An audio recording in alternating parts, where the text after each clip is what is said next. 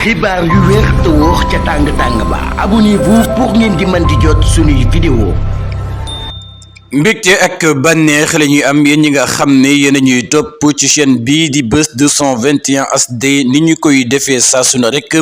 di leen indil ay xibaar la ca gën a fës nag ni ki démb jot nañu ay xibaar ñuy wax ne ki nga xam ne moom moo di Idrissa Seck bi yor parti réew mi nag dafa wax ne bépp militant boo xam ne nag bokk na ci parti bii di réew mi na daal di votel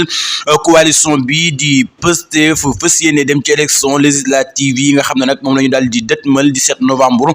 ñoom nag parti réew mi def nañu ab communiqué weddi mbir mu ni mel ba mu set wicci ne loolee nag ay rumeur la wérul ki nga xam ne moom moo di Idrissa Seck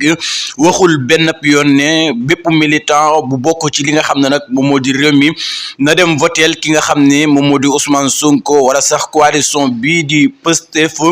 ñi nga xam ne nag ñoo fas yéene dem ci élection législative yi nga xam ne nag moom la ñu daal di dëtmal parti réew mi weddina mbir mu ni mel ba mu set wicc kon nag loolee ngeen doon dégg xam leen ne nag ay rumeur la nekkul xibaar yu wér waral nag ñoom ñu def seen communiqué weddi mbir mu ni mel ba mu set wicc